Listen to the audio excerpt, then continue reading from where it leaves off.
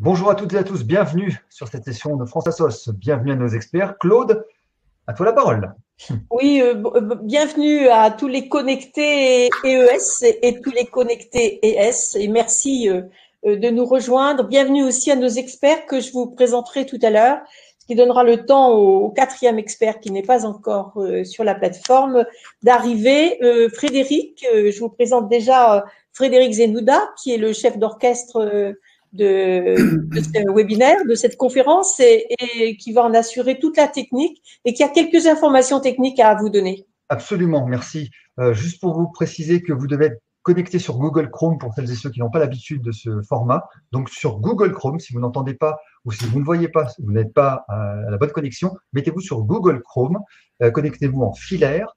Nous sommes extrêmement nombreux ce soir, donc nous allons veiller à récolter les questions. Claude se fera un plaisir de poser des questions après, mais on va changer un petit peu de format. Donc Google Chrome, connexion filaire et installez-vous bien. Et on va essayer de lire le maximum de vos questions, bien sûr. Et merci à nos experts d'être là. Alors, pendant que je présente 3 minutes, Frédéric, est-ce que tu peux voir Jean-Pierre, je lui ai lancé. J'ai demandé. Voilà. Donc, vous savez qu'aujourd'hui, le thème, c'est la deuxième fois d'ailleurs que nous travaillons sur les vaccins. Aujourd'hui, c'est le thème des vaccins. Mais maintenant que les vaccins arrivent sur le marché français, nous allons parler des vaccins au plan scientifique. Donc, je vais vous présenter nos experts tout à l'heure, qui sont tous les quatre tout à fait, qui ont tous les quatre de grandes compétences pour vous répondre. Mais je voudrais auparavant vous dire que nous allons changer un tout petit peu de format, on va dire pour le premier quart d'heure. Habituellement, nous engageons tout de suite cet échange à partir de vos questions pour vous qui êtes connectés. Aujourd'hui, on va d'abord poser 4 questions à nos experts parce que vous êtes très nombreux et ces 4 questions, elles vont un petit peu planter le décor, c'est-à-dire répondre aux questions de base que vous vous posez parce que vous allez être très nombreux, donc que vous allez être très insatisfaits parce que nous ne répondrons pas individuellement à chacun, mais déjà, nous aurons, comment je dirais, défloré le sujet et vraiment abordé énormément de thématiques sur les vaccins qui vous intéressent. À travers ces 4 questions, ça durera juste un quart d'heure sur ces questions. Ensuite, évidemment, toutes les questions que vous allez nous poser, nous allons les garder. Et d'ores et déjà, je peux vous dire que nous ferons un prochain webinaire dans 3 semaines, quand on aura encore un petit peu plus de recul sur les vaccins. Donc, voilà pour le format. Donc, je vais vous présenter maintenant nos experts. Voilà Jean-Pierre qui arrive. Donc, je demande à chaque expert de faire un petit signe de la main pour qu'on les reconnaisse.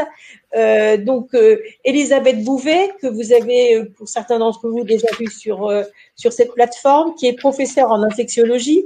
Elisabeth, vous êtes membre du collège de l'HAS et présidente d'une commission qu'on appelle la commission technique de vaccination.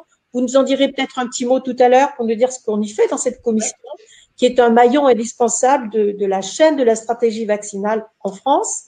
Ensuite, Vincent Maréchal. Vincent, que vous connaissez aussi. Vincent est un grand habitué, un abonné à la plateforme. Vincent est professeur de virologie, intervenant à Sorbonne Université. Et Vincent, vous êtes cofondateur du réseau Aubépine, O avec un O, pas AU de la belle plante. Hein. Donc, ce réseau Aubépine qui surveille l'évolution des virus dans les eaux usées, qui est un indicateur précoce, on peut dire. Ensuite, il y a aussi Jean-Louis Coq. Jean-Louis, un petit coucou de la main pour vous faire reconnaître. Jean-Louis, vous êtes professeur en biologie et vous êtes expert en vaccination internationale et vous êtes le père et le pilote d'un dispositif que l'on appelle mesvaccins.net. On en parlera sûrement tout à l'heure quand nous parlerons des effets secondaires.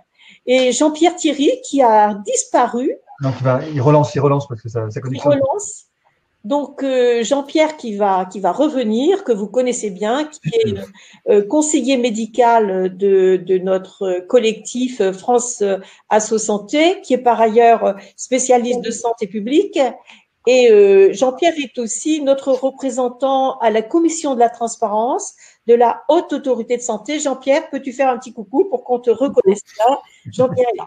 Alors, vous avez aussi Frédéric Zenouda, que je vous ai dit tout à l'heure, qui est le grand chef d'orchestre. Moi-même, je suis vice-présidente de France Asso Santé et je vais accompagner ce webinaire pendant cette heure qui va venir.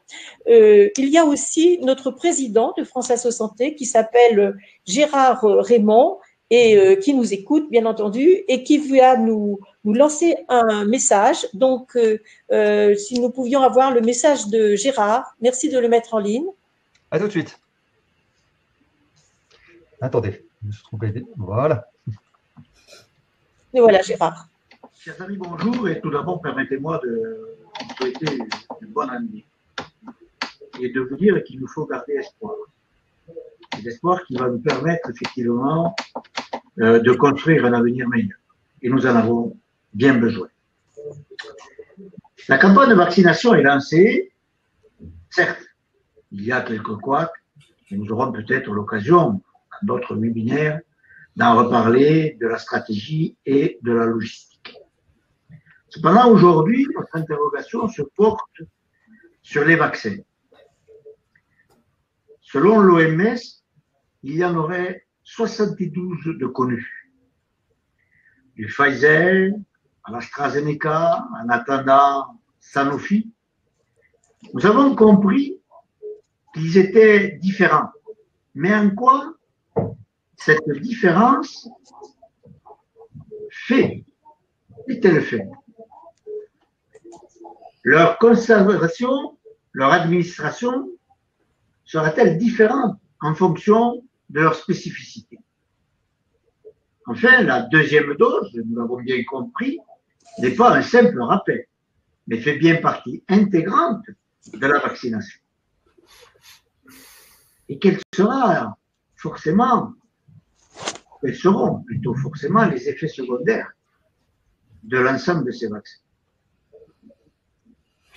Et comme cette situation n'est pas suffisamment complexe, voilà que se sont invités quelques variants du Covid-19 bien préoccupants. Et les vaccins seront-ils aussi efficaces face à ces variants-là? Cependant, la vaccination représente un formidable espoir. Et nous avons besoin de toutes ces explications-là pour porter cet espoir.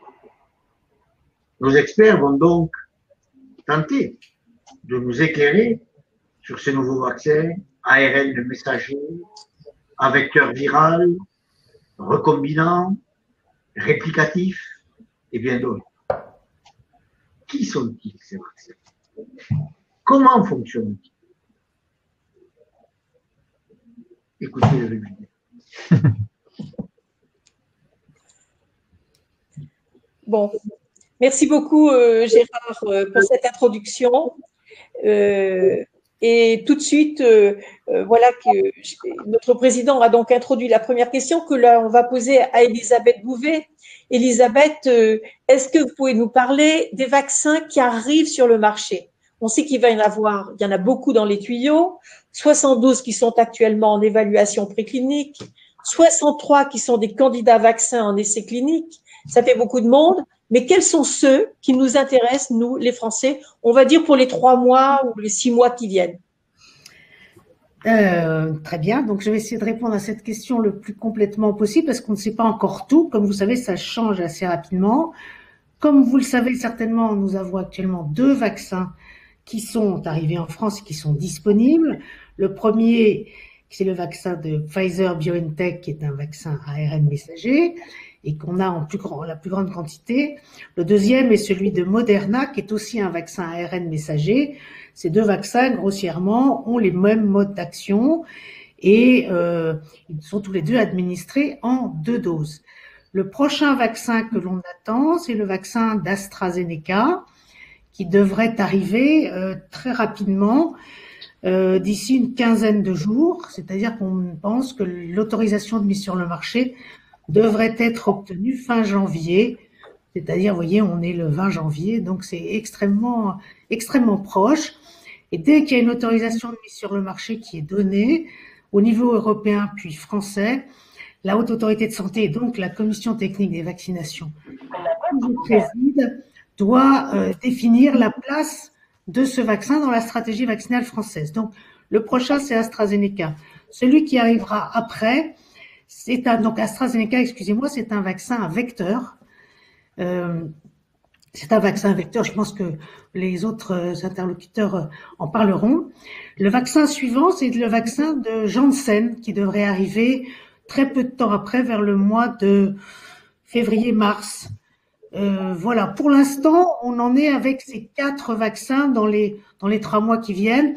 D'autres sont attendus, CureVac, des vaccins, d'autres peut-être des vaccins chinois, mais pour l'instant, en tant que demande d'approbation par les autorités sanitaires, je préfère parler des 2 qu'on attend réellement là dans les 2 mois qui viennent, AstraZeneca et Janssen. Vous avez dit un vaccin vecteur. Est-ce que quelqu'un peut compléter, Jean-Louis ou Vincent ou Jean-Pierre? Qu'est-ce que ça veut dire un vaccin vecteur par rapport aux autres? On va parler tout à l'heure de l'ARN messager, mais laissons-le de côté. On va y revenir avec Jean-Louis. Mais qu'est-ce que c'est un vaccin vecteur? Qui répond? Alors, en fait, c'est un virus, donc je peux peut-être prendre la parole. Donc, d'abord, je remercie vos auditeurs et les gens qui participent à ce webinaire. Donc, un vaccin vecteur. Alors, il faut comprendre ce qui se passe dans un vaccin. La problématique est toujours la même. C'est de délivrer dans l'organisme la protéine ou les protéines qu'on considère être les bonnes cibles. Alors, on peut peut-être rappeler que cette protéine, parce qu'on va sans doute en reparler, c'est la protéine de surface qu'on appelle spike. Et peu ou prou, tous les vaccins aujourd'hui, les principaux vaccins, ont décidé de prendre cette protéine comme cible parce que c'est une protéine qui couvre la particule virale. Et donc, l'idée, c'est... Qu'est-ce que c'est une protéine? Alors, une protéine, c'est un des composants du virus, et ce composant en particulier a un rôle important parce qu'il est à la surface de la particule virale, c'est lui qui va permettre au virus de s'accrocher sur la cellule. Donc, c'est une bonne cible en principe, et ça marche relativement bien parce que en injectant cette protéine sous différentes formes, eh bien, on va stimuler la réponse immunitaire, notamment les anticorps, mais pas seulement, et ces anticorps, donc, sont des éléments qui vont venir s'accrocher idéalement à cette protéine spike et faciliter soit l'élimination du virus, soit empêcher que cette protéine s'accroche à la cellule. Donc tout le monde a fait à peu près le même choix, c'est cette protéine spike, et c'est un point important sur lequel on reviendra. Tout le monde a fait le choix de prendre la protéine spike du virus qu'on connaissait, donc finalement des premières formes virales en circulation. Et ça a une importance sans doute pour la suite. Alors on a défini différentes stratégies pour faire rentrer cette protéine dans l'organisme. Par exemple, la façon la plus simple, c'est de donner la protéine elle-même. C'est ce qu'a choisi de faire, par exemple, Sanofi avec GSK. Dans l'histoire des vaccins qui partent d'un vecteur, ce qu'on va faire, c'est qu'en fait, on va prendre un virus, parce qu'en fait, c'est une très bonne façon de présenter une protéine. Donc là, on a pris un adénovirus, qui est un virus qui provoque des rhumes bénins. On l'a démonté par génie génétique et on a fait rentrer l'information génétique qui fabrique cette protéine spike. Donc en fait, on utilise les propriétés infectieuses de ce virus qui n'est pas capable d'infecter, qui n'est pas capable de provoquer une maladie, et on l'utilise comme navette pour administrer l'information génétique dans les cellules. Voilà, c'est un peu différent de la protéine ARN messager, du vaccin ARN messager dont on parlera tout à l'heure. Alors, la protéine ARN messager, Jean-Louis, est-ce que vous pouvez nous dire, on voit circuler des informations comme quoi ça pourrait modifier peut-être notre code génétique. Pourquoi ça ne peut pas modifier notre code génétique? Alors oui, clairement, ça ne peut pas le modifier. On peut donner plusieurs raisons. Bon, la première raison, c'est qu'il y a un sens de l'information génétique. L'information génétique, elle repose sur des molécules qu'on appelle ADN, acide désoxyribonucléique, et l'ADN est transcrit en ARN, ou acide ribonucléique, et c'est l'ARN qui va coder les protéines, et là, en l'occurrence, les protéines vaccinales.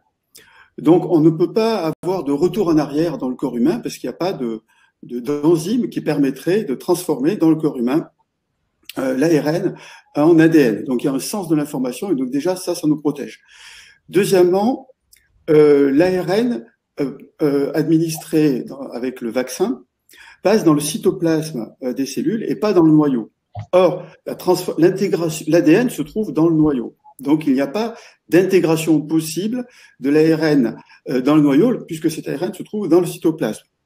Enfin, on peut donner une troisième raison, c'est que quand on administre un vaccin ARN, on l'administre en très petite quantité, vous savez, au niveau de l'épaule, le plus souvent, et donc cette toute petite quantité va diffuser autour et va pénétrer dans les cellules qui se trouvent à cet endroit-là, et pas dans toutes les cellules du corps humain, juste à cet endroit-là, dans le cytoplasme de ces cellules. Et les molécules d'ARN, une fois leur mission accomplie, qui consiste donc à coder la production de protéines, vont très rapidement être dégradées et disparaître. Elles ne persistent pas.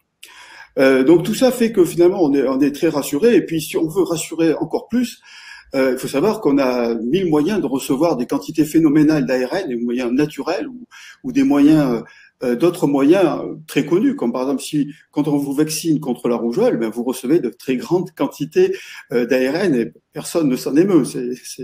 Donc et là on a juste une toute petite portion qui va servir juste à faire le travail nécessaire pour produire cette fameuse protéine dont a parlé Vincent tout à l'heure. Et autre avantage, au lieu de confier ce travail à une usine, ben on le confie à notre corps humain. Donc on va le faire dans le contexte du soi. C'est nous qui allons faire cette production, donc beaucoup moins de contrôle de qualité finalement. Et souvent, quand c'est nous qui le faisons, on le fait mieux, on le fait dans le contexte du soi, et la présentation au système immunitaire se déroule mieux et plus optimale. Est-ce que tu veux dire alors que quand on l'injecte, vous dites ça se dégrade, une fois que c'est injecté dans le muscle, il se dégrade très rapidement. Oui. En somme, il est très fragile. Au bout de quelques heures, il n'y a plus d'ARN. Voilà. Jean-Pierre? Ouais, je voulais juste rajouter je profite aussi de la présence de grands scientifiques experts. Moi, j'ai lu, en fait, on le met dans le muscle et il se trouve que les cellules musculaires ne se reproduisent pas. Elles sont non mitotiques en plus. C'est une précaution supplémentaire. Explique. Elles se divisent pas en plus. Donc, si même il y avait un risque hypothétique pour que déjà, sous votre contrôle, c'est 30 millionièmes de grammes à 100 millionièmes de grammes d'ARN qu'on injecte. Et en plus, on le met dans des cellules qui se divisent pas et qui sont très peu nombreuses à l'échelle du corps humain. Donc, vraiment, il y a toutes les garanties. Alors, il y a une garantie supplémentaire, excusez-moi, une garantie supplémentaire qu'on oublie fréquemment, c'est que ces cellules qui présentent les antigènes sont quand même vouées à être éliminées elles-mêmes, puisqu'elles jouent le rôle d'un leurre et d'un corps étranger. Donc, normalement, leur devenir, c'est d'être éliminées, après avoir éduqué le système immunitaire. Alors, avant de passer, préparez-vous, on va prendre les premières questions très rapidement. Vincent, est-ce que vous pouvez nous faire un point sur le variant? Par exemple, on dit qu'il y a beaucoup de variants. Est-ce que ça a un impact sur les vaccins? Voilà, est-ce que vous pouvez nous faire un petit point là? Alors en fait, des variants, il y en a eu très très vite. Si vous regardez l'histoire biologique du coronavirus, vous verrez qu'on est parti à Wuhan d'un virus probablement unique. Et ce virus, il évolue naturellement, comme tous les organismes vivants, en développant des mutations. Alors, si on regarde l'histoire, aujourd'hui, il y a des milliers de mutants, il y a des milliers de variants qui circulent à travers le monde. Alors, ils nous embêtent pas plus que ça, dès lors que ces mutations ne confèrent pas des propriétés nouvelles. Et c'est bien ça l'objet, en fait, de l'étude qu'on développe aujourd'hui sur les variants. C'est qu'un variant nous gêne pas, sauf quand il commence à altérer les propriétés, et en particulier quand ces variants touchent cette fameuse protéine spike. Alors, on comprend pourquoi, parce que cette protéine spike est impliquée dans la transmissibilité du virus. Donc, si vous la modifiez, vous pouvez avoir un virus avec des propriétés de contagiosité plus importantes. Et c'est effectivement le cas du variant britannique, mais également du variant sud-africain et probablement du variant brésilien. Cette protéine spike, si elle est modifiée, peut augmenter éventuellement la facilité, en tout cas ce qu'on appelle le franchissement de la barrière d'espèce. On en parle peu, mais un des risques, c'est que les coronavirus humains repassent chez l'animal, qui à nouveau pourrait réamplifier, resélectionner les variants. Souvenez-vous de l'histoire des visons, 10 millions de visons ont été abattus au Danemark pour éviter justement ce type de processus. Et enfin, ces mutations de la spike peuvent faire changer la protéine de conformation et faire en sorte que les anticorps que l'on produirait, soit après une infection naturelle contre une forme classique, soit après vaccination, que ces anticorps reconnaissent moins la protéine spike. Alors évidemment, on a une interrogation sur les variants actuels. Il y a des travaux très récents qui ont été proposés à publication et qui montrent en fait que 16 patients vaccinés dont on a pris les anticorps, eh bien ces anticorps pourraient neutraliser la protéine variante britannique aussi bien que la forme classique. Donc ça, c'est plutôt rassurant. On attend des résultats des variants Afrique du Sud qui nous embêtent un petit peu plus parce qu'il se trouve que l'une de ces modifications pourrait affaiblir la reconnaissance par les anticorps de gens qui ont été exposés naturellement à l'infection. Donc il y a une vigilance accrue sur le variant sud-africain, probablement également sur le variant brésilien.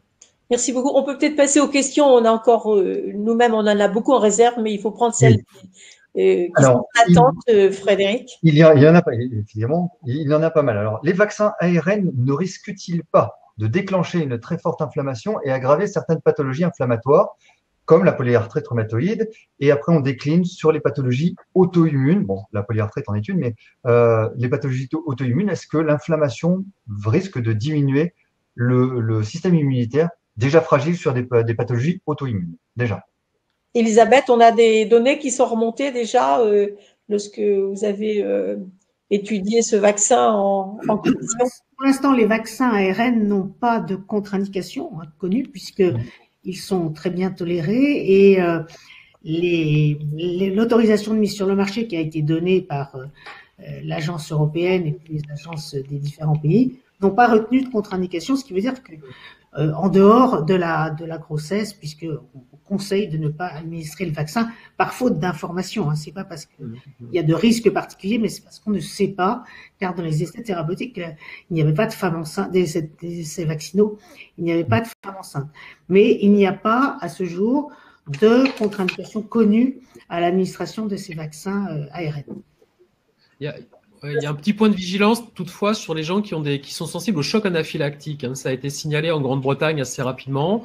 Il y a une vigilance particulière, ce qui justifie d'ailleurs qu'on surveille quelques temps après, dans le quart d'heure ou l'heure qui suit, les gens infectés. Mais c'est des gens souvent qui ont eu des problèmes. Ceux qui ont été identifiés comme ayant eu des problèmes, c'est des gens qui avaient un passé bien connu d'hypersensibilité à ce type de problématique. C'est d'ailleurs dans le questionnaire médical qui est un filtre obligatoire pour aller à la vaccination. On doit exposer ces allergies connues, évidemment. Jean-Pierre ?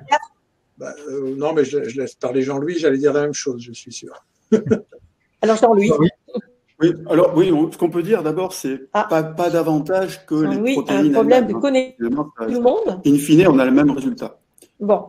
Ah oui, alors est-ce que vous pouvez redire, Jean-Louis, on n'a pas entendu le début. Ah oui, vous m'entendez là? Oui. Oui, je disais qu'il n'y a pas, a priori, pas davantage de risque qu'avec la protéine elle-même, puisque le résultat final est le même, c'est la production d'une protéine, et donc notre système immunitaire est exposé à cette protéine codée par l'ARN administré. Après, il faut toujours garder l'esprit ouvert.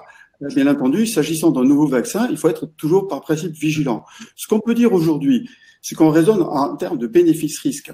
Et clairement, aujourd'hui, le rapport bénéfice-risque est en faveur de la vaccination des personnes qui présentent une maladie inflammatoire ou auto-immune sous traitement immunosuppresseur. Pourquoi? Parce qu'il y a un surrisque probable lié au traitement immunosuppresseur pour ces patients. Donc, face au risque de Covid, et là c'est un risque certain, le risque tout à fait théorique d'un effet du vaccin sur la maladie inflammatoire semble aujourd'hui négligeable. Donc, on reste attentif, on surveille ça de près, mais aujourd'hui, tout plaide pour la recommandation vaccinale pour ces personnes. Il faut dire que les vaccins ARN messagers, Elisabeth, vous contredisez s'il le faut, sont efficaces aujourd'hui à 95%. Alors, oui, il faut préciser que cette efficacité a été démontrée pour les formes symptomatiques et graves de l'infection. C'est-à-dire, ce qu'on ne sait pas, et pour l'instant ce n'est pas démontré, on ne sait pas si ce vaccin empêche les infections asymptomatiques. Autrement dit, ça veut dire aussi qu'on ne sait pas si ces vaccins empêchent la transmission. Parce que si ces vaccins permettent seulement de rendre tout ce qui était symptomatique ou grave en infection symptomatique, ben ça permettrait à des individus de continuer à porter le virus et à le transmettre. C'est pourquoi il est extrêmement important de bien prendre conscience que pour l'instant, le fait d'être vacciné ne permet pas de lever les mesures barrières. Pas encore. On est plutôt optimiste, on dira, Jean-Pierre. Je voulais terminer sur le risque d'allergie parce que les gens qui vont se faire vacciner, qui nous écoutent, on va leur demander de rester 15 minutes après la vaccination. En réalité, normalement, ça risque d'être limité aux 2 vaccins qu'on aura actuellement, c'est-à-dire le BioNTech et le Moderna, parce que c'est chez eux uniquement qu'on a observé ces chocs dits anaphylactiques, c'est-à-dire en gros, il y a une grosse baisse de tension, vraiment une grosse baisse, donc il faut tout de suite injecter de l'adrénaline. Et dans les centres de vaccination ou chez le médecin, on garde donc un stylo injecteur d'adrénaline à côté. C'est très très rare, c'est passé de 1,50 000 à 1 pour 200 000 à peu près, mais c'est lié uniquement pour l'instant au BioNTech et au Moderna. BioNTech, c'est Pfizer, BioNTech et Moderna, qui eux, pour les stabiliser, ont une molécule qui s'appelle le PEG, PEG, et il y a des gens qui ont des anticorps anti-PEG. Il n'y en a pas beaucoup. Il y en a dans certains médicaments, il y en a aussi dans les cosmétiques d'ailleurs, du PEG. Mais en gros, voilà. Peut-être qu'avec les autres vaccins, très certainement, il n'y aura pas cet inconvénient. Donc peut-être que demain, on ne demandera plus de surveiller 15 minutes après la vaccination. Alors, Oui, Jean-Louis. pour que les auditeurs ne soient pas troublés, le problème des allergies n'a rien à voir avec le problème des maladies inflammatoires auto-immunes. Hein. Ça n'a rien à voir. Alors, si on parle des allergies, effectivement, un conseil qu'on peut donner pour les personnes qui ont des antécédents de choc anaphylactique, si la vaccination contre la Covid ne semble pas urgente, c'est d'attendre effectivement, comme le disait Jean-Pierre, que de nouveaux vaccins arrivent pour lesquels ce risque sera réduit. Fred, la prochaine question? Oui, c'est de savoir qui doit se faire vacciner en priorité. Est-ce qu'il y a des calendriers? Alors, on va donner la parole à Elisabeth. Oui. Parce que votre commission, Elisabeth, on n'a pas dit la commission technique de vaccination, mais c'est une de vos missions de définir ces choses-là. La mission de la CTV a été avant tout de définir une stratégie de priorisation, sachant que on ne pourrait pas vacciner tout le monde en même temps et qu'on n'aurait pas des vaccins pour tout le monde. Donc, il faut bien faire une priorisation et donc arriver à définir qui sont les personnes qui ont le plus intérêt, si je peux dire, à être vaccinées, c'est-à-dire celles qui ont le plus de risques, d'une part d'être infectées et étant infectées, de développer soit une forme grave, soit de mourir de la maladie et d'être hospitalisées. Donc, ça a été un travail important d'évaluer donc le risque et ça nous a permis en prenant les données de Santé publique France, toutes les données qui sont remontées de l'épidémie qui s'est passée en France mais aussi à l'étranger, c'est-à-dire d'identifier ce qu'on appelle les personnes à risque, celles qui avaient le plus de chance, de risque, j'aime pas ce terme de chance, d'être hospitalisées et de mourir et dans l'épidémie qui vient de se dérouler ou qui se déroule toujours. Et donc il y a vraiment aucun doute, c'est très clair. Le facteur de risque principal, c'est l'âge. Le risque commence à augmenter à partir de l'âge de 50 ans, mais il s'élève nettement au-dessus de 65 ans et encore plus au-delà de 75 ans. Donc l'âge est le facteur de risque principal qui, si vous voulez, domine vraiment tous les autres risques.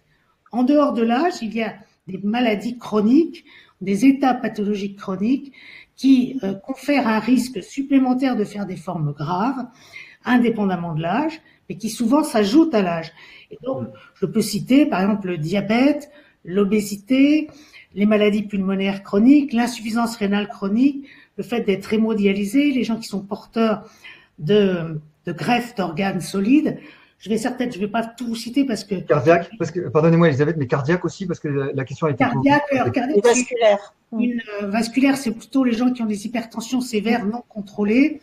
Et toute cette liste, elle est disponible un petit peu partout. Elle a été définie par différents organismes et elle est régulièrement mise à jour parce qu'il y a au sein de ces grandes entités, sur les chiffres nationaux, on peut ne pas forcément tout voir, mais il y a des populations qui ont des pathologies qui n'affectent pas un nombre très important de personnes, mais pour lequel le risque lié au Covid est beaucoup plus important et donc on est en train d'identifier plus précisément ces populations.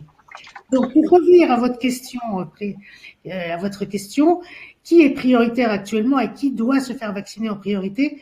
Ce sont les personnes de plus de 75 ans, donc qui sont le plus à risque de faire des formes graves, comme on l'a dit, et de décéder du Covid, et d'autre part, sont le plus à risque d'être exposées au virus. Donc, ce sont les personnes âgées qui vivent en collectivité, soit collectivité type EHPAD, soit aussi collectivité de seniors ou toutes sortes de collectivités pour personnes âgées. Donc ça, c'est vraiment les personnes actuellement qu'il faut vacciner en priorité. Quand ces personnes seront vaccinées, et déjà d'ailleurs on est en train de passer cette phase, on élargit aux personnes de plus de 75 ans, mais qui ne sont pas en collectivité et qui elles-mêmes ont un facteur de risque majeur de forme grave, mais qui peuvent maîtriser mieux, si je peux dire, le risque d'être en contact avec le virus. Donc après les plus de 75 ans, ce sont les plus de 65 à 75 ans, et d'abord celles qui ont en plus des comorbidités dont je parlais tout à l'heure, hypertension, diabète, insuffisance respiratoire, etc. En même temps que ces populations-là, il a été prévu, et il nous paraît aussi très important, que les professionnels de santé qui s'occupent notamment de ces personnes soient vaccinés aussi, pour plusieurs raisons, à la fois parce qu'il faut que le système de santé puisse continuer de fonctionner, et donc il faut protéger les professionnels de santé, Deuxièmement, parce qu'ils peuvent transmettre le virus, et même si pour l'instant on n'a pas de preuve de l'impact sur la transmission, il y a quand même des chances pour que ça agisse d'une certaine manière. Donc, on les protège comme ça. Et en même temps, par réciprocité, parce qu'on pense qu'à partir du moment où les professionnels vont vacciner les patients, eh bien, ils peuvent se vacciner eux-mêmes. C'est une sorte de relation avec le patient qui semble logique. Je pense qu'un patient qui voit son médecin, son infirmière se vacciner est aussi plus entraîné à se vacciner que si la personne en question n'est pas vaccinée. Donc, il y a actuellement ces deux cibles, les personnes donc de plus de 75 ans en collectivité, puis maintenant à l'extérieur, et les professionnels de santé qui continuent d'être vaccinés. Merci. Question sur les déploiements de déploiement. Alors, une question de Sylvain. Pouvez-vous nous résumer l'ambroglio autour de la 6e dose dans les flacons des vaccins Pfizer? J'ai bien compris. Donc, voilà, en gros, est-ce que la 5e, on s'arrête à la 5e dose ou est-ce qu'on peut donner la 6e dose? Et complémentaire à cette question, est-ce que le deuxième vaccin à 3 ou 6 semaines, là, vous allez préciser, à 3 ou 6 semaines, c'est le même vaccin ou ce sera un autre vaccin? Alors, je vais reprendre la parole là. Sera-t-il en stock? Je vais reprendre la parole 30 secondes parce que je voudrais dire qu'à propos de cette vaccination, les gens ne savent plus comment faire. Il y a le site qui s'appelle santé sans accent sur le E, c'est-à-dire sante.fr. Vous mettez ça dans votre moteur de recherche ou sur votre barre en haut de recherche et vous allez tomber sur un site qui, par département, va vous donner ensuite par ville, par point de vaccination ou par point des sites où des points où vous pouvez prendre rendez-vous ou par téléphone ou par Internet. Actuellement, compte tenu que l'on attend qu'il y a eu Pfizer a eu un retard de livraison sur la dose de cette semaine, la plupart de ces sites sont en attente, sont suspendus. C'est-à-dire, ne vous inquiétez pas, ils vont être rouverts très rapidement, début de semaine prochaine, je pense. Elisabeth, peut-être que vous avez des informations là-dessus. Il nous a été dit hier au ministère que, effectivement, la plupart des prises de rendez-vous ne sont pas possibles. Ne vous inquiétez pas, c'est normal. On peut pas vacciner 8 millions de personnes la même semaine. Donc, tout ça, ça va revenir dès le début de la semaine prochaine, dès qu'on est sûr que les 500 000 doses de la semaine vont arriver dans tous les sites. Ces sites vont être rouverts pour prendre vos rendez-vous. Et ce que Sylvain là évoque, c'est effectivement, il est indispensable, lorsque vous prenez votre rendez-vous de première dose, que l'on vous donne aussi celui de la deuxième dose. Parce que les deux doses doivent être faites dans le même centre, avec le même vaccin. Est-ce que vous voulez compléter? Voilà, c'est très important. Hein. Les rendez-vous se prennent pour les deux doses. Alors, 3 semaines ou 6 semaines? Qu'est-ce qui va être publié? Elisabeth. Cette question est en débat actuellement et pour l'instant, je ne sais pas si ce qu'il faut recommander puisque il est possible qu'on élargisse un petit peu la deuxième dose. Pourquoi? Simplement pour vacciner plus de monde. Et donc actuellement, on est en train de vérifier que ceci est possible et compatible avec le maintien d'une bonne protection. Il y a beaucoup de discussions là-dessus, mais comme on est tout à fait en ce moment dans une situation où, comme vous l'avez remarqué, sur le territoire, on le sait, le virus plus qu'il y a quelques jours et continue de circuler plus, et qu'en plus on a la crainte de l'arrivée de différents variants, dont le variant anglais qui se transmet nettement plus, il serait souhaitable de pouvoir vacciner plus de monde avec les doses que l'on a et donc de ne pas garder pour l'instant la deuxième dose. Ce qui fait qu'on va peut-être être amené, ce n'est pas encore complètement défini, à retarder la deuxième dose, peut-être probablement de 3 semaines, c'est-à-dire que ce serait à 42 jours au lieu d'être à 21 jours. Donc, pour l'instant, je ne peux pas l'affirmer parce que la décision n'a pas été prise, mais il faut savoir que cette décision est en cours de discussion. Deux questions fondamentales, c'est la durée de la protection. Pourquoi un deuxième vaccin? La durée de la protection. Et peut-être une question pour Jean-Pierre, la collecte des effets secondaires. Qui va répertorier les effets secondaires, voire les effets délétères, vraiment délétères? Comment ça va se passer? Jean-Louis va répondre aux effets secondaires et Jean-Pierre, peut-être, oui. Tu vas nous répondre sur les délais de protection. Délais de protection et pourquoi un deuxième vaccin? C'est pas un deuxième vaccin. Hein. Non, une deuxième injection, pardon. Deuxième injection. Vous avez raison. En plus, on vient d'expliquer. Je ne suivais pas. Hein. Chaque vaccin est une dose. Je voudrais rappeler, c'est 2 doses par vaccin. C'est pas un rappel, la deuxième dose. Donc, si vous voulez vraiment être bien vacciné, et ça nous permettra de parler de ce qui s'est passé en Israël. Jean-Pierre, peut-être tu peux dire la durée de la protection? Alors, pardonnez-moi, excusez-moi. C'est vrai que dans la réponse, il n'y a pas, et Marc Morel nous le précise, la question de la 6e dose n'a pas été. Il n'y a pas de 6e dose. Dans le flacon. Ah, dans le flacon. Dans le flacon. D'accord, ok. La 6e dose, elle est admise maintenant, même. Oui, officiellement, elle est admise. Donc, on pourrait expliquer peut-être aux auditeurs. Ça permet de gagner, ça gagne des doses. Oui, Jean-Louis. Oui, juste peut-être pour que les auditeurs comprennent, le fabricant a prévu une marge de sécurité, donc il a mis un peu plus de vaccins et les vaccinateurs se sont aperçus que finalement, en effet, il y avait une dose de plus, à condition d'utiliser les bonnes seringues et les bonnes aiguilles. Il ne faut pas qu'il y ait un volume mort trop important, sinon on n'y arrive pas. Mais si on le fait, effectivement, on peut avoir une dose de plus. Donc, on peut avoir potentiellement 20% de personnes vaccinées en plus, si on s'y prend bien. Expliquer que c'est une dose de plus dans le même flacon. Dans le même flacon. On ne sait pas que ce ne sont pas des unidoses, ce sont des flacons de multidoses. Donc, chaque flacon fait 6 personnes. Et AstraZeneca, Voilà. c'est 9 ou 10. AstraZeneca, je crois que c'est 10, non? 8 à 10. 8 à 10, ouais. Et Moderna, c'est 10. C'est 10 aussi, ouais. Jean-Pierre, combien de temps on est protégé? Alors, je vais juste dire que ces histoires de doses et d'espacement entre les doses peuvent être variables selon les vaccins. Alors, je laisserai les spécialistes parler du contenu scientifique, hein, pour dire que on est quand même lié à l'étude clinique qui a utilisé les 2 doses avec un certain espacement, qui a conduit à une autorisation de mise sur le marché. Alors, pour moi, j'ai regardé la note de l'ANSM par rapport au premier vaccin qui est le plus diffusé en France, qui est le Pfizer-BioNTech. En réalité, dans l'essai clinique, la 2e dose a été donnée entre 19 et 42 jours. D'accord? Et en fin de compte, il n'y a quasiment pas de différence dans la suite, parce qu'après, on regarde pendant 2 mois ce qui se passe. Si on met la 2e dose à 19 et à 21, pardon, ou à 42 jours, si on commence à regarder à partir du 14e jour après la première dose. Parce qu'il faut 14 jours à peu près, 10 à 14 jours, pour que le vaccin commence à vous protéger. Donc, c'est ce qu'a dit Madame Bouvet, il est possible qu'on ait la possibilité d'aller jusqu'à 42 jours pour la 2e dose. Alors, le résultat, c'est qu'on vaccinera plus de monde. Les Anglais, eux, ont pris un pari quelque part. Ils vont repousser à 3 mois. Et donc, on leur demande. Alors, moi, c'est la question que je pose là aussi. C'est, on voit bien que c'est lié aux autorisations de mise sur le marché. Bon, mais pourquoi 1 mois? Alors, j'ai vu, ça va de 3 à 4 semaines quand il y a 2 doses. Je vais juste faire remarquer quand même que le Johnson & Johnson, il y a une possibilité pour que l'autorisation de mise sur le marché soit donnée pour une seule dose. C'est-à-dire qu'il marque avec une seule dose. Je ne sais pas, hein, on verra les études, je pense, Madame Bouvet.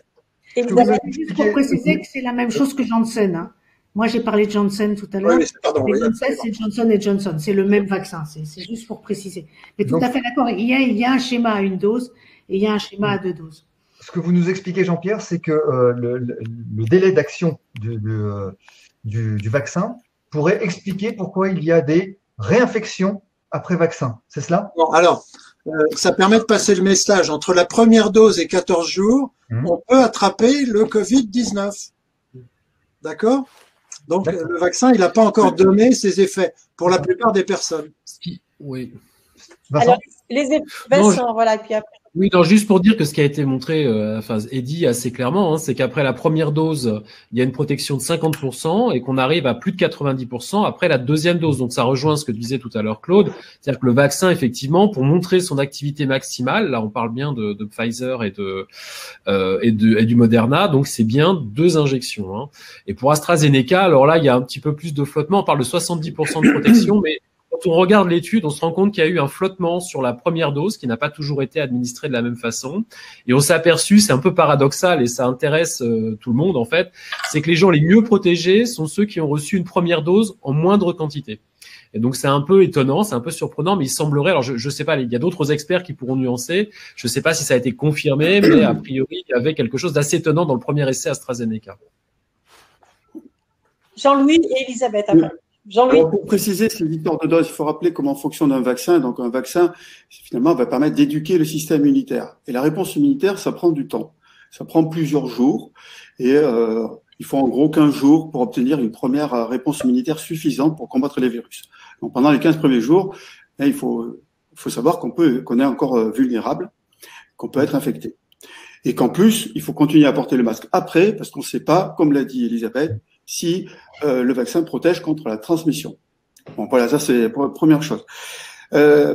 Après, lorsqu'on re-administre une dose, en fait, le système immunitaire ayant déjà été éduqué, on va le solliciter beaucoup plus rapidement et augmenter de manière importante la production de cellules de l'immunité et d'anticorps. Et ces anticorps vont être plus efficaces et durer plus longtemps. Donc, on va avoir une bien meilleure réponse immunitaire.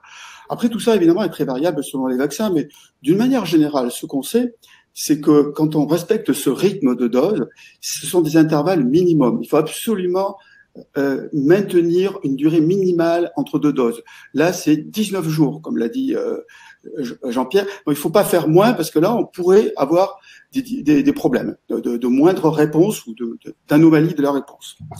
Après, normalement, il n'y a pas de délai classiquement pour l'ensemble des vaccins. On dit que ça pose pas de problème si on diffère la deuxième dose. Alors là, il y a deux façons de voir les choses. Soit on reste très focalisé sur l'essai clinique. L'essai clinique, il est allé jusqu'à 42 jours, donc on veut pas sortir des 42 jours. Soit on estime que c'est un peu comme pour les autres vaccins, c'est le raisonnement des Anglais, et on se dit, mais on peut très bien aller plus loin, jusqu'à 3 mois. Et donc, effectivement, là, l'intérêt, c'est qu'on va protéger plus de personnes dans l'intervalle. Bon, donc, entre les deux, il y a une solution conservatrice qui dit, on peut augmenter, mais peut-être pas trop, parce qu'on ne connaît pas encore parfaitement bien ces vaccins. Pour donner une petite rectification à ce qu'a dit Vincent, effectivement, on a une efficacité de 50% après la première dose, mais ça, c'est quand on compte juste après. Si on attend 15 jours, en fait, on arrive à une efficacité nettement plus élevée, qui est plus proche de 80%. Donc la question, c'est est-ce qu'il vaut mieux avoir 2 personnes protégées à 80% ou une personne protégée à 95%, hein, c'est ça le raisonnement derrière. Et donc, bon, tout ça, c'est des histoires de stratégie, on peut, et puis de prudence et de contexte. C'est assez compliqué, mais d'une manière générale, qu'on choisisse l'une ou l'autre option, on fait pas d'erreur majeure. Hein, c'est un petit peu à la marge. Il faut tenir compte des stocks de vaccins dont on dispose, de différentes choses de ce type. Alors, Elisabeth, vous vouliez reprendre la parole? Je prends la parole, puis après, je vais vous laisser parce que malheureusement, il va falloir que j'y aille. Voilà. Non, c'était juste, Jean-Louis a dit à peu près les choses que je voulais dire. C'était, en fait, d'insister sur le fait que en vaccin, c'est toujours pareil, il faut jamais avancer les doses. Et quand on recule, même si on perd un peu d'efficacité entre les 2 doses, on retrouve même souvent mieux après la 2e dose quand on a espacé. Et que pour le vaccin AstraZeneca, l'intervalle de dose, le meilleur semble être beaucoup plus long.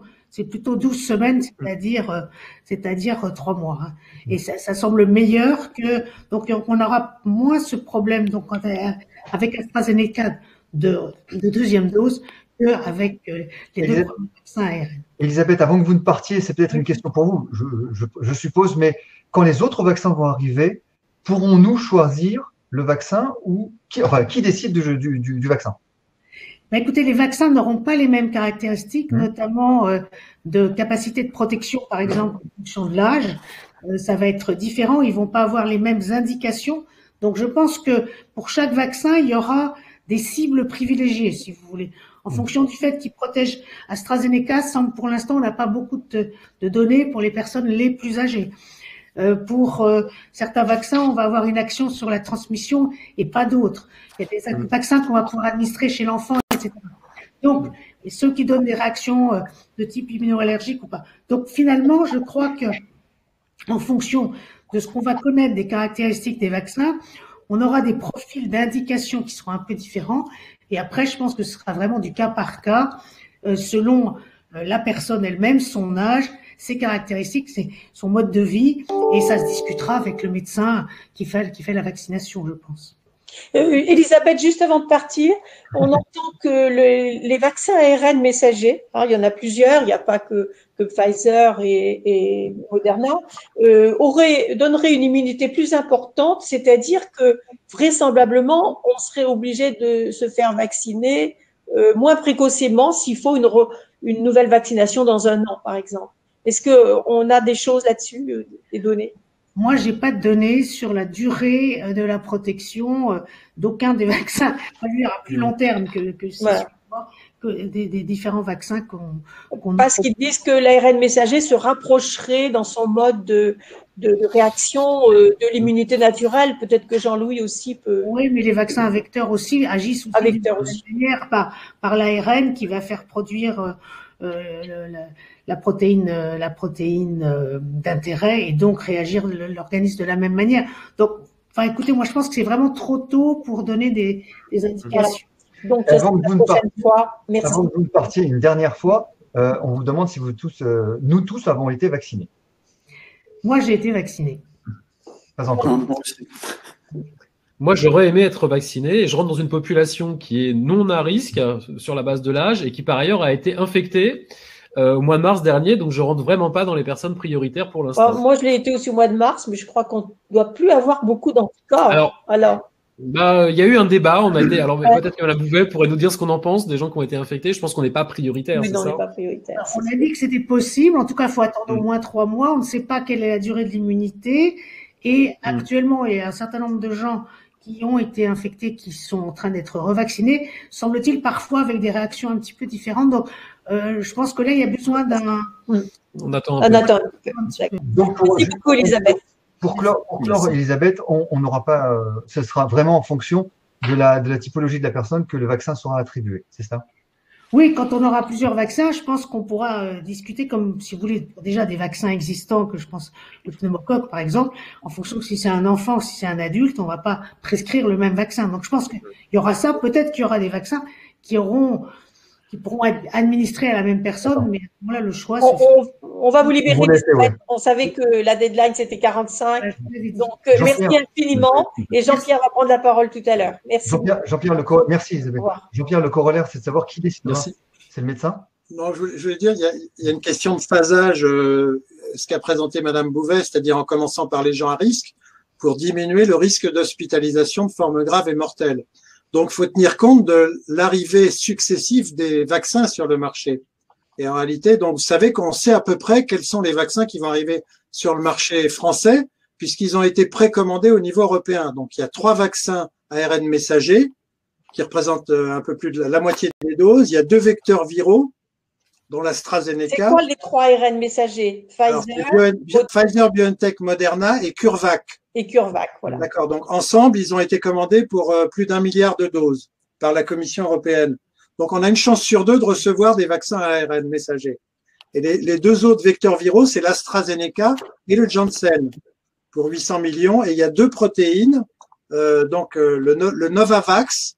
Mais il y a une discussion qui n'est pas finalisée par la Commission européenne. Et il y a le Sanofi, mais qui est en retard, comme vous le savez. Donc, voilà. En fait, ça se passera entre ces 7 vaccins en Europe dans l'année qui vient. Ça m'étonnerait qu'il y en ait d'autres de disponibles, honnêtement. On verra ça dans 3 semaines, peut-être. Et donc, je voulais dire, si un vaccin arrive, c'est un peu secondaire de se dire lequel je vais prendre. Tu vois, l'important, c'est qu'ils arrivent et puis qu'on puisse vacciner beaucoup de monde. Enfin, sous le contrôle de Vincent et de Jean-Louis. Non, ce qui est moins secondaire, c'est que quand vous avez commencé avec un vaccin, pour l'instant, on ne va pas continuer avec un autre vaccin. Donc, il n'y a pas d'interchangeabilité.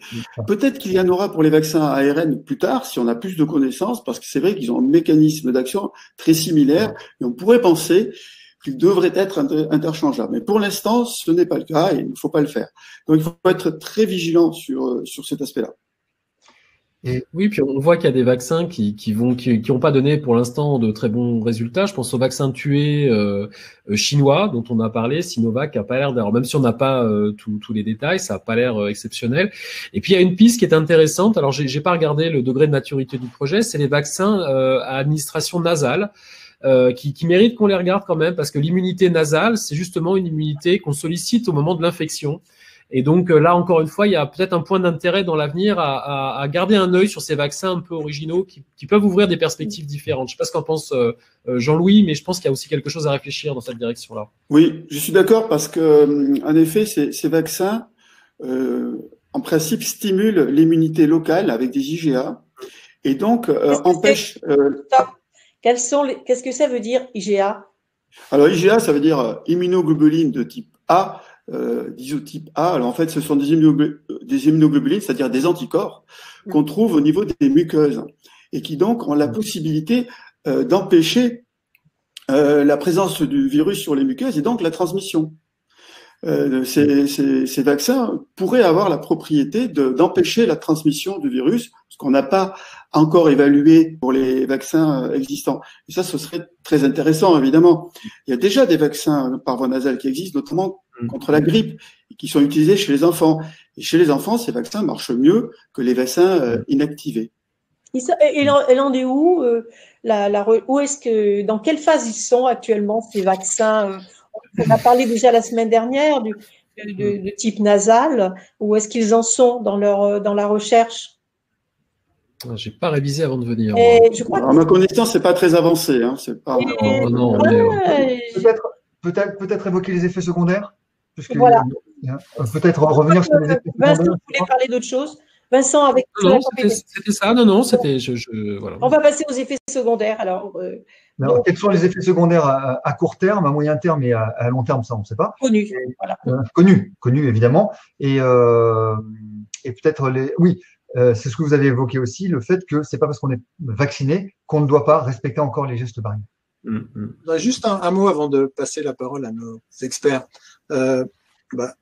Tu m'as présenté, je suis membre de la commission de la transparence, effectivement. Je voulais juste dire que si on voit le vaccin comme un médicament comme un autre, c'est exceptionnel d'avoir des médicaments évalués dans des protocoles qu'on appelle en double aveugle, randomisés, c'est-à-dire on ne sait pas si on met de l'eau dans le muscle ou le vaccin, le médecin ne le sait pas, le sujet ne le sait pas, sur des dizaines de milliers de personnes. C'est extrêmement rare, en fait, ça n'arrive quasiment plus jamais. Donc c'est un des médicaments. Il passe pas par la commission de la transparence, il passe par la commission technique de la vaccination. C'est un des médicaments les mieux évalués qu'on peut mettre sur le marché, vous voyez. Et c'est normal puisqu'on va le donner à des gens qui sont pas malades.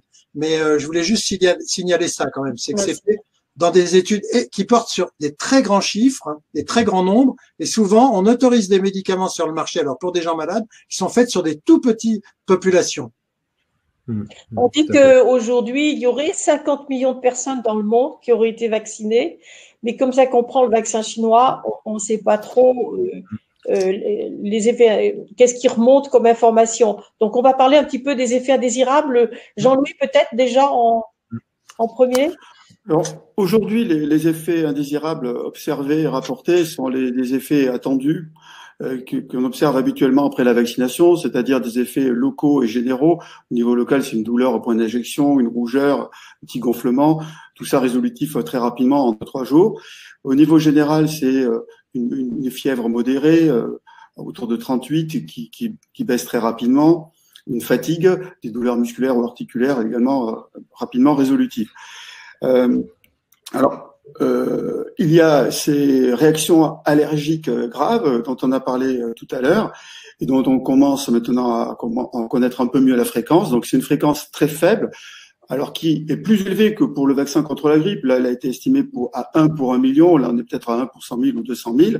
C'est quand même très peu et on sait gérer ces accidents allergiques. C'est pour ça qu'on demande à ce qu'il y ait les traitements nécessaires pour leur prise en charge à proximité et qu'on surveille par principe les personnes après la vaccination. Donc c'est tout à fait gérable et c'est simplement il faut bien le prendre en compte. Mais il faut rester toujours très ouvert parce qu'on a 3-4 mois de recul sur ces vaccins et donc il faut par principe continuer la surveillance. On a de toute manière affaire à des vaccins qui sont nouveaux. Le rapport bénéfice-risque est clairement en faveur de leur utilisation, particulièrement chez les personnes les plus à risque et les plus fragiles. Pour autant, ça ne veut pas dire que non, on n'a rien à faire.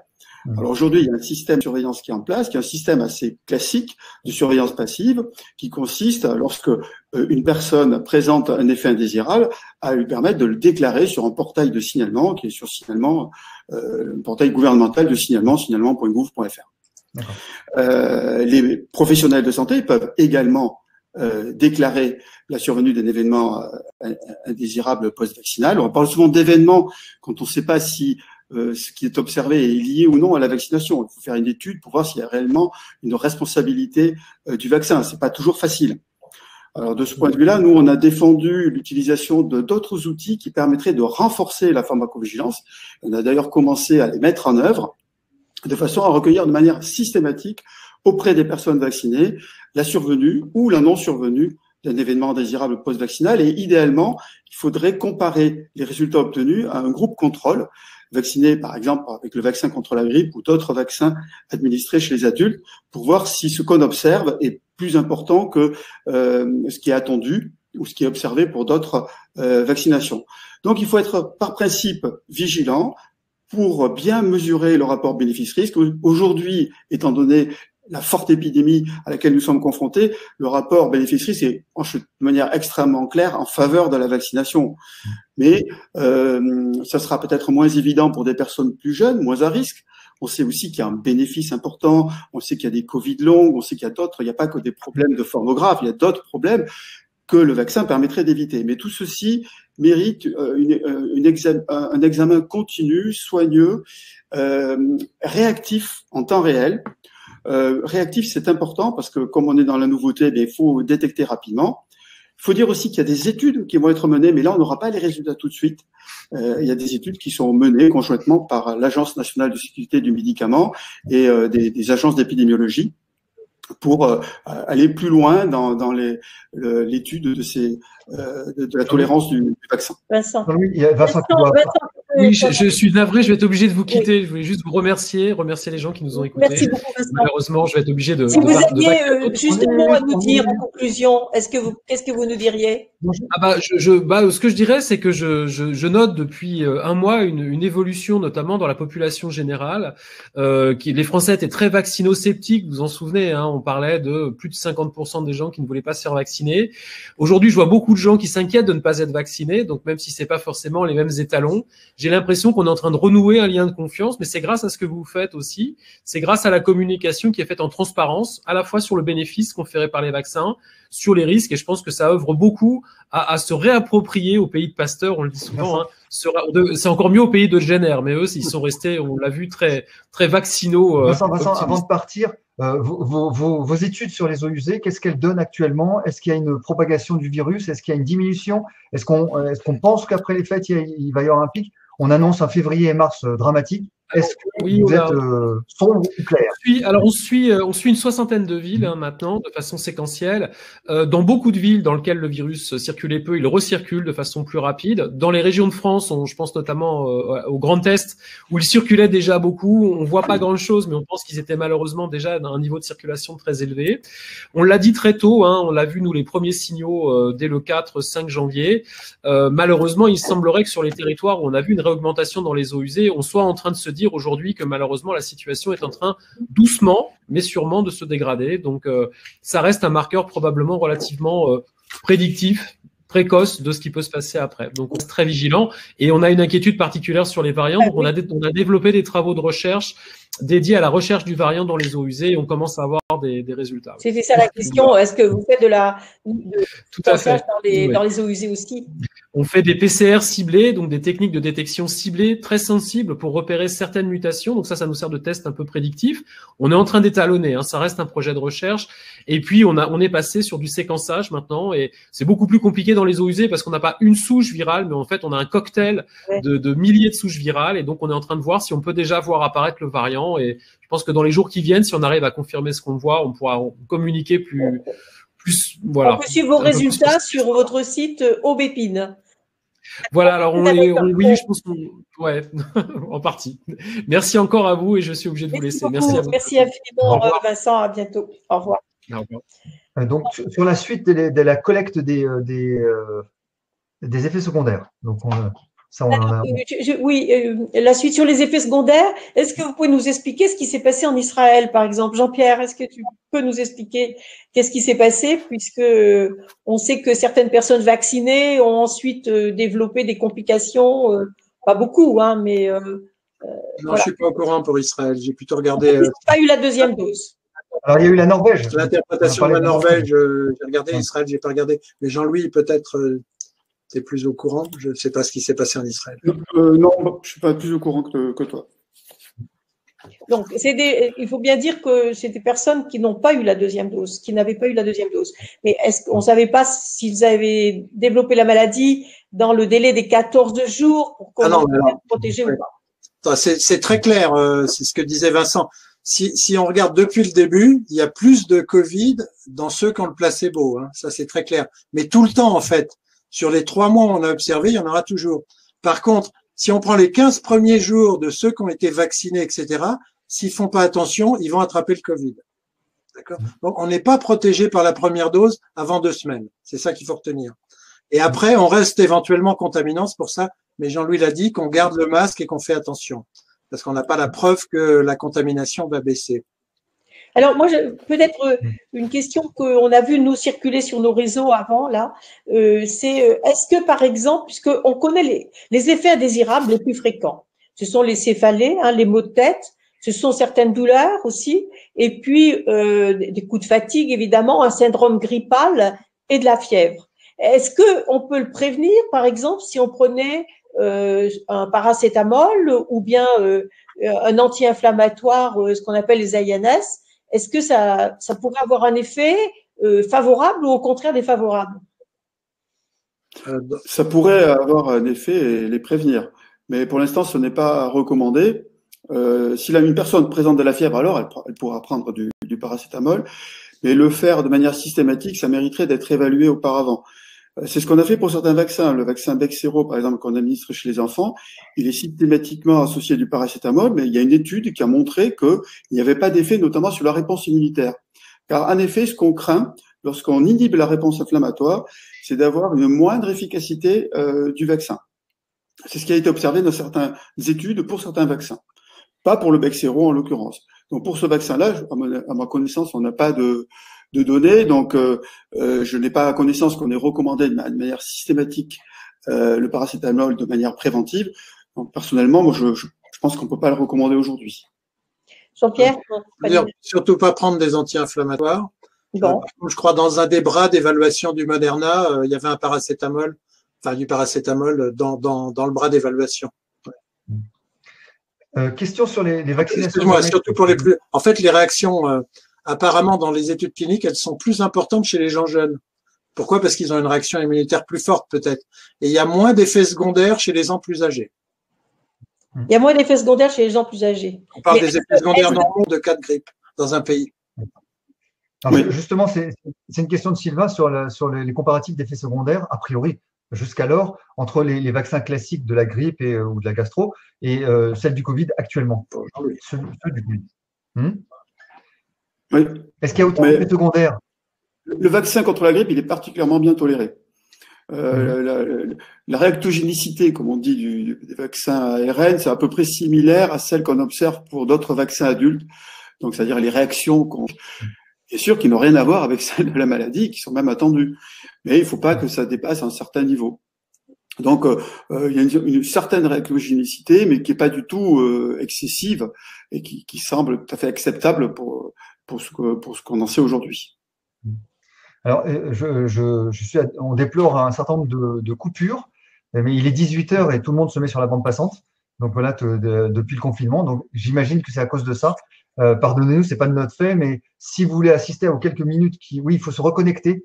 Reconnectez-vous sur le même lien pour récupérer une autre bande passante. Désolé, c'est pas de notre fait. Tout le monde est rentré à la maison là en même temps. Ouais, alors stop. Avez-vous la liste des prioritaires sous les yeux? Parce qu'il y a une question. Est-ce que l'obésité sévère, les personnes qui ont une obésité sévère, sont-elles prioritaires aujourd'hui sur la vaccination qui est en train d'être distribuée? Stratégique. Et finalement, la liste initiale de la HAS a été séparée en deux. Dans cette liste, il y avait effectivement, c'est une liste avec bien délimitée. On a les cancers, les maladies rénales, les transplantés, les patients atteints de trisomie 21 et les maladies rares. Et toutes les autres conditions, c'est-à-dire l'hypertension artérielle compliquée, le diabète, l'obésité, bascule dans une autre catégorie. Donc, ce qui fait qu'au lieu de se retrouver, et ça fait qu'on passe de la priorité 1 à la priorité 3. Puisque la priorité 2, aujourd'hui, ne concerne en fait que les personnes âgées de 65 à 74 ans.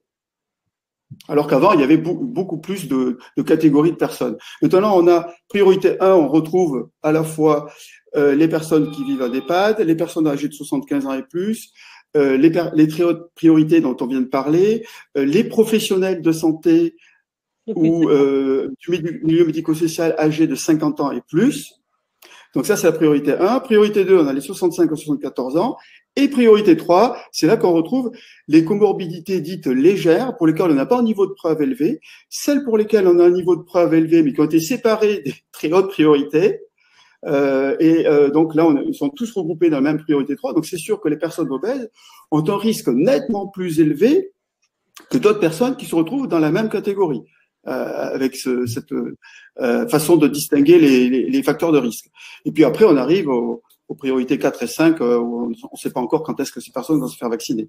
Les priorités groupe 3, c'est à partir du mois de mars. Oui, si ça ne bouge pas d'ici là, parce qu'on s'aperçoit qu'on va s'adapter en permanence en fonction de l'arrivée et des possibilités de vacciner le plus grand nombre possible, évidemment. Il y a une question, Jean-Pierre, peut-être qui concerne le médecin de santé publique. Lorsqu'on a déjà fait un édème de Quick, est-ce que la vaccination est indiquée? Pose une question qui est posée sur le forum. Oui, alors donc effectivement, quand on veut se faire vacciner, encore une fois, ça concerne les vaccins BioNTech, Pfizer et Moderna. D'accord? Pour l'instant, hein, ces problèmes de réaction allergique graves. Hein. Donc, le médecin va vous demander, est-ce que vous avez fait des œdèmes de Quick? Il va aussi demander, est-ce que vous avez été allergique à d'autres vaccins? Et en fonction de la réponse, il va dire, on attendra un autre vaccin type AstraZeneca ou Janssen, ou on va vous le faire parce qu'en fin de compte, votre allergie est modérée, etc. Et si jamais il y avait une réaction, on saurait la traiter. Bon, pour l'instant, il y a eu des réactions allergiques graves, c'est-à-dire qui obligeaient les médecins à utiliser la seringue d'adrénaline qui est prête. Il n'y a eu aucun décès hein, pour l'instant lié aux réactions dites choc anaphylactique.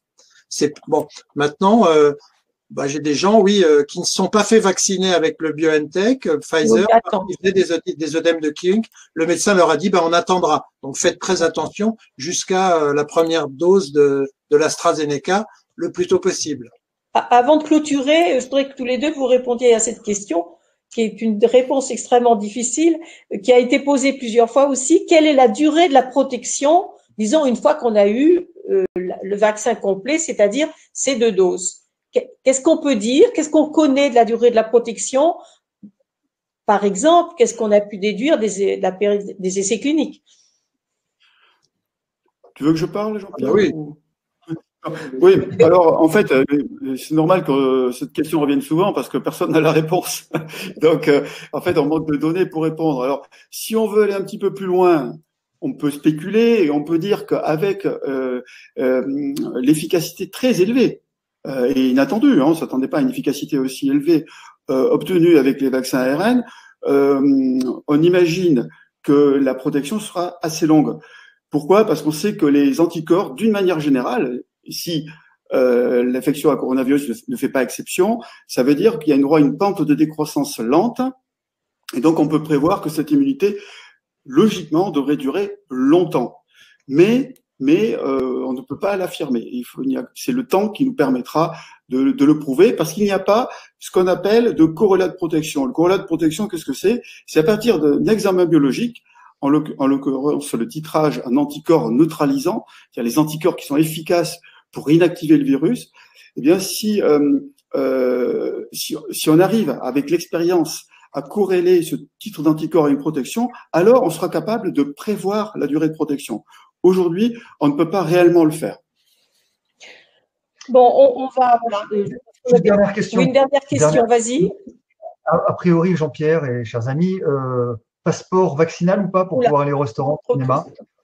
Ah oui, c'est posé comme question, moi je la pose. Hein. Oui. Passeport vaccinal pour aller voyager, pour aller au restaurant, pour aller au théâtre. Qu'est-ce qui va se passer? C'est pas du tout la même chose. Alors, pour voyager, juste de faire remarquer que, on le saura aujourd'hui, il y a une réunion au niveau européen et on verra sans doute se généraliser des demandes de certificats de négativité de tests PCR ou antigéniques pour voyager. Donc demain, je pense qu'en 2021, on va vous demander soit un test négatif PCR, soit un certificat de vaccination pour passer des frontières. Après, en interne, pour aller au cinéma, au restaurant, etc., c'est un autre débat. Oui, voilà, je suis d'accord avec Jean-Pierre, c'est vraiment deux situations totalement différentes. Pour la première, les voyages internationaux, il y a déjà un cadre qui existe, il y a un règlement sanitaire international auquel adhèrent les États, et en vertu de ce règlement, il y a certaines vaccinations peuvent être exigées par les États. En particulier, tout le monde connaît ça, la vaccination contre la fièvre jaune. Donc dans ce cadre-là, c'est tout à fait possible, il faudra donc produire une preuve. La différence par rapport à ce qui existait avant, c'est que cette preuve sera certainement numérique par rapport au carnet jaune papier que tout le monde connaît. Après, en interne, effectivement, c'est beaucoup plus hasardeux et beaucoup plus spéculatif et il y a d'autres risques. Et ça, c'est une décision qui ne peut être prise que par, évidemment, les autorités sanitaires qui, pour l'instant, on les a entendus, ne s'aventurent pas sur ce terrain, disent que c'est très prématuré de s'intéresser à ça et ne l'évoquent pas du tout. Alors, je voudrais redire une chose, c'est que oui, je vois qu'il y en a qui parlent de leur difficulté de pouvoir prendre leur rendez-vous. Vous serez vacciné, on peut pas vacciner l'union de personnes en une semaine, c'est pas possible. Donc, dès que les doses, que le nouveau contingent de vaccins sera arrivé, là, les 500 000 suivants vont être redistribués, que les centres de vaccination vont avoir reçu leur vaccin.